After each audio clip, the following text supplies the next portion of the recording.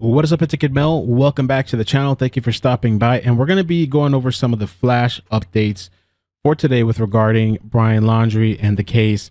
So you may remember this whole Skyline news thing where Laundrie's DNA does not match skull found. Dun, dun, dun. And I got a bunch of messages, DMs, emails, and I didn't run with it. And I didn't believe it because I just didn't see it anywhere else. And it just seemed kind of fishy. And this post went viral and blew up almost 150,000 shares, 63,000 comments, almost 7,000 reactions. And so JB surprisingly called it out on his Twitter. It says, let's start today with a thread highlighting two non-WFLA posts.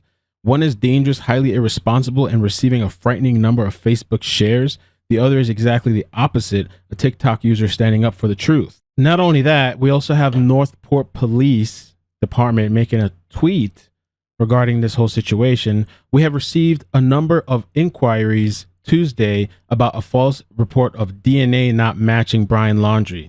Below is the medical examiner's statement on the matter. And so it says here from the District 12 medical examiner, the identity of the remains found at the Carlton Reserve on October 20th was confirmed by a comparison to known dental records of Brian Laundrie. No DNA analysis has yet been performed on the remains. Samples will be submitted for DNA testing once the examination of the remains by the medical examiner's office is complete. With regards to the misidentification, because police thought they had eyes on Brian Laundrie, and apparently it wasn't Brian, they had eyes on his mother, Roberta. A couple of things happened. So the Northport Police, they stated that they don't believe it had a major impact on the investigation. This comes after Monday, where Josh admitted that the officers watching the Laundrie home believed they saw Brian Laundrie in the family's gray Mustang September 15. They later realized it was actually Brian's mother, Roberta. It feels like there's a bit of finger pointing going on to the different parties. Stephen Bertolino, get the Northport Police Department, and kind of Bertolino stating that he told FBI Brian was missing before the family even reported it to Northport Police Department. Northport Police Department said they hadn't heard that from the FBI. Well, Taylor responded to WFLA, and he said that the mix-up was a direct result of a lack of cooperation from the family early on in this investigation. Stephen Bertolino responded in a text, I concur with Mr. Taylor that Brian may have already been deceased when NPPD realized that they lost track of him. However, you can't blame the family because the police didn't know enough to follow someone they were obviously surveilling. This is a tragedy for two families, and any mistakes made by anyone or any entity involved should be acknowledged and used to train or educate others so the mistakes are not repeated. JB shared that last post from Stephen Bertolino. This one from Stephen was posted by Josie, and it says here, everyone makes mistakes, but Brian and Roberta are not built the same. Moreover, it was NPPD that put the ticket on the Mustang at the park, and if they saw Brian leave on Monday in the Mustang, which is news to me, then they should have been watching the Mustang and the park starting on Monday, and they would have known it was Chris and Roberta that retrieved the Mustang from the park.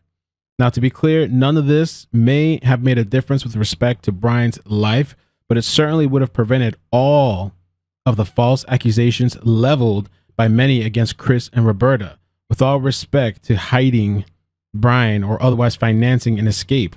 In the end, LE, law enforcement searchers, did their best to locate Brian, and their efforts are appreciated. In other news, it's reported that Chris and Roberta, Brian's parents, returned back home today. I believe they were on a trip or grieving Brian. I heard Orlando, but I don't know if that's true or not. You can see the paparazzi and, or media, whatever, are just ready and waiting, you know, as soon as they return.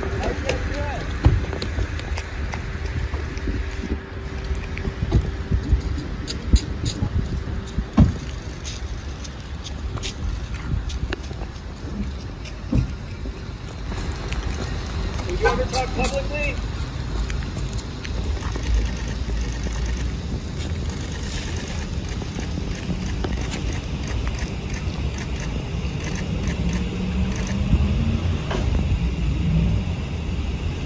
The following one here is pretty interesting as well, and this is a forensic pathologist, and he decides to take on the question that many are wondering how Brian Laundrie's body could have been skeletized so fast. And there's a lot of conspiracy stuff and a lot of theories going around. Quick shout out to the Discord crew that have been posting links. Discord's been growing a lot. Thank you guys.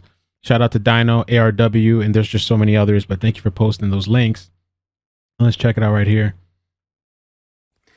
I'm Dr. Wolf. I'm a forensic pathologist, and I wasn't going to comment on this case because every time I've made a video on this case, it disappears.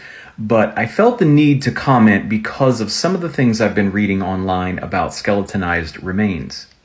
So what I'm specifically talking about is that I've seen a number of people say that a body could not be skeletonized in that amount of time, and that's simply incorrect. So in my career as a forensic pathologist, I have seen many, many decomposed bodies and skeletonized remains, and I happen to know a little bit about this. So in my training, I have dealt with many bodies that have been decomposed or skeletonized, and there are many factors that go into that process of decomposition. You can't just Google how long does it take for a body to decompose and get a correct answer because there are so many variables. So this would include temperature. If the temperature is warm, decomposition will progress more rapidly. If there are many animals or insects, decomposition will progress more rapidly. If there is a humid environment, a very wet environment, decomposition will progress rapidly. But how rapid can this happen? Well, let's turn our attention to the actual Bible on this subject. All right, this is my copy of Medical Legal Investigation of Death by Werner Spitz. This is considered the Bible of forensic pathology. Everyone who becomes a forensic pathologist or medical examiner learns from this book. And so let's open it up and we go to the chapter Time of Death and Changes After Death, Anatomical Considerations. So although skeletonization can take months, let's go to this paragraph. Under most favorable conditions, particularly with necrophagous insect activity, this means insects that eat dead flesh, skeletonization may occur even earlier. Stewart reports the case of a 13-year-old Mississippi girl, victim of a homicide whose body became almost completely skeletonized within 10 days during the late summer. So the conditions in which Laundrie's body was found would be similar to this description of the one in Mississippi, and that is fairly warm climate, lots of bugs, water, lots of animal activity. And sunlight makes it all worse. So it's possible and maybe even expected that the body would be skeletonized within a few days, especially when you consider animals like birds and gators and turtles and things like that that will nibble away at flesh. Body identification by forensic odontologists or dental records is very reliable, especially if he had any kind of dental work. So I know there are a lot of conspiracy theories coming up on this case, but from a forensic pathologist perspective, these results are as expected. So that was Dr. Wolf, his TikTok, and the source of the actual video. You can check it out here. I'll put the links for his TikTok and for his YouTube page in the description below because he talks about this case a couple of times and it's pretty interesting what he has to say. He also has a YouTube channel as well, so everything will be down below. Last final thing, the note that was circulating all over the internet with the date of September 18, 2021. This is deemed fake. I didn't believe it from the start, but this was floating around the internet. They're saying supposedly that trolls posted this. I don't know where the original source is at. I'm not even interested to know where it comes from or whatever. But for the people still wondering about it, the Sun is stating that it's fake, and a lot of other people have stated they don't believe so. And trust me, this would have been blown up everywhere. They did make a statement about that the notebook is salvageable, but beyond that, there hasn't been any parts of it released publicly. Thank you guys for joining me on the Flash updates. Appreciate that. I'm going to be probably working on another quick update on a different story, and then I have a project that I've been working on. It's taking a little bit of work, but I'm going to hopefully finish it tonight, but it's a 2-part project that I'm working on. And make sure you follow us on Discord. Thank you guys so much for all the support. Appreciate it. Hit like on the way out, subscribe, turn on the bell notification so you don't miss the videos. Take care. Peace. One little final thing. I forgot. Sorry. One more thing. One more time. 1 more minute. 3 hours later. Brian Enton made it to Moab today. I guess he's traveling out there. I wonder if it's just with Gabby or does it have anything to do with Kylan Schulte and Crystal Turner. Interesting. All right. Peace.